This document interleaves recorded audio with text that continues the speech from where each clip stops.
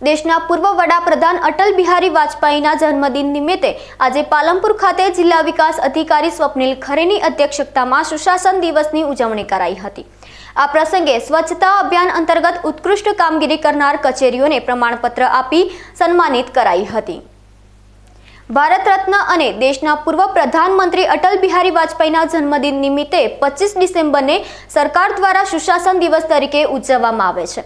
ત્યારે બનાસકાંઠા જિલ્લાના મુખ્ય મથક પાલનપુર ખાતે કલેક્ટર કચેરીના હોલમાં જિલ્લા વિકાસ અધિકારી સ્વપ્નિલ ખરેની અધ્યક્ષતામાં સુશાસન દિવસની ઉજવણી કરાઈ હતી। ગાંધીનગરથી મુખ્યમંત્રી ભૂપેન્દ્રભાઈ પટેલ દ્વારા સુશાસન દિવસ નિમિત્તે સૌને વર્ચ્યુઅલી સંબોધન કરાયું હતું।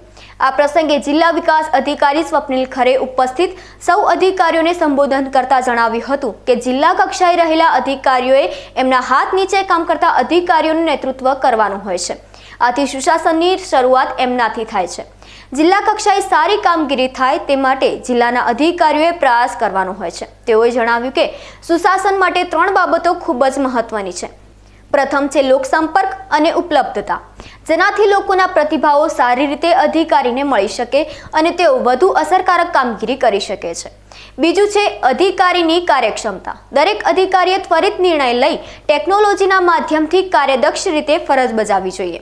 ત્રીજી બાબતમાં તેઓએ કહ્યું કે સરકારના વિવિધ વિભાગોએ સારી રીતે આંતરિક સંકલન કરવું જોઈએ, જેથી જનહિતના કાર્યો ઝડપી અને સારી રીતે થાય અને તેનો લાભ લોકોને મળે અને સુશાસનની વિભાવના ચરિતાર્થ થાય।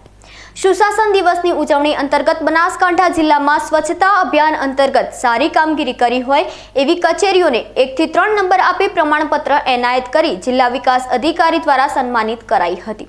જેમાં પ્રથમ નંબરે જિલ્લા મુખ્ય તબીબી અધિકારીની કચેરી, બીજા નંબરે મહિલા બાળ વિકાસ અધિકારીની કચેરી અને ત્રીજા નંબરે નાયબ વન સંરક્ષણ સામાજિક વનીકરણની કચેરીને સન્માનિત કરવામાં આવ્યા હતા।